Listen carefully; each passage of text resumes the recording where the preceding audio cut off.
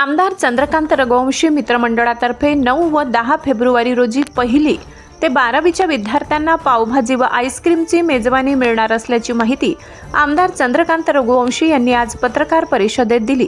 निवडणुकीच्या काळामध्ये मोठ्या मुलांना, नागरिकांना, महिलांना पार्टी मिळते, परंतु लहान मुलं यापासून वंचित राहतात। म्हणून मी लहान मुलांना शब्द दिला होता की त्यांनाही पार्टी देण्यात येणार। म्हणून 9 व 10 तारखेला जवळपास शहरातील 40,000 विद्यार्थ्यांना पावभाजी व आईस्क्रीमची मेजवानी देण्यात येणार आहे।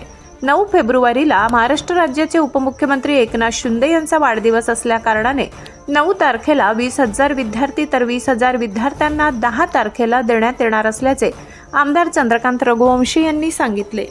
मध्ये नंदुरबार शहरातल्या सर्व लहान विद्यार्थ्यांना म्हणजे 12वी पर्यंतच्या 1ली ते 12वी सर्व विद्यार्थ्यांना पावभाजी व आईस्क्रीमची पार्टी देणार असं जाहीर केलं होतं। 9 तारखेला ती आपण प्रत्येक शाळेमध्ये देत आहोत। 9 आणि 2 फेस केले आपण पण, कारण एकदम 40,000 विद्यार्थ्यांसाठी पावभाजी बनवणं हे करणं थोडा अडचणीचा विषय होता।